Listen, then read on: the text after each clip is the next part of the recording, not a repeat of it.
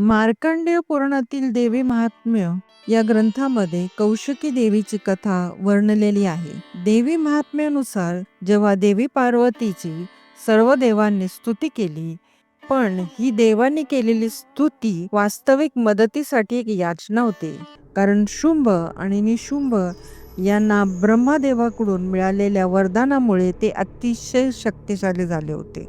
त्यांना कोणीही मारू शकत नव्हते, म्हणून त्यांनी देवांना त्रास देण्यास सुरुवात केली होती. सगळीकडे हाहाकार माजवला होता. देवांनी घाबरून माता पार्वतीकडे धाव घेतली. सर्व देवांनी पार्वती मातेची स्तुती केली. याच स्तुतीमुळे देवी पार्वतीच्या शरीर कोशातून एक अत्यंत गौरवर्णीय आणि तेजस्वी देवी प्रकट झाली आणि तिला गौरी हे नाव मिळाले.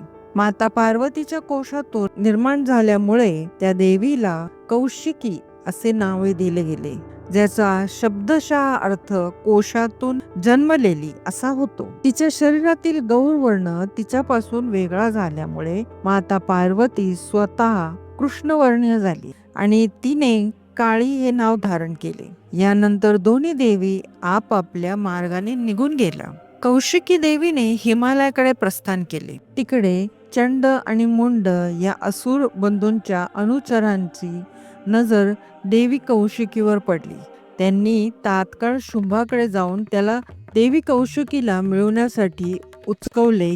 यानंतर त्रिमूर्तीची स्त्री रूपे असलेल्या मातृका म्हणजेच ब्राह्मणी, वैष्णवी, माहेश्वरी तसेच वाराही, नरसिंही आणि शक्ती यांच्या मदतीने आणि आपलेच दुसरे रूप असलेल्या चामुंडा काळी देवीसह कौशिकी मातेने असुरांचा संहार करून सृष्टीचा नैसर्गिक क्रम पुनर्स्थापित करण्यासाठी त्यांच्याशी घनघोर युद्ध केले. या सर्व घटनांनंतर माता पार्वतीने आपली मूळ शक्ती आणि गौरवर्ण परत मिळवण्यासाठी हिमालयात कठोर तपश्चर्या केली आणि त्यानंतर त्यांचे शिवाशी पुनर्मिलन झाले.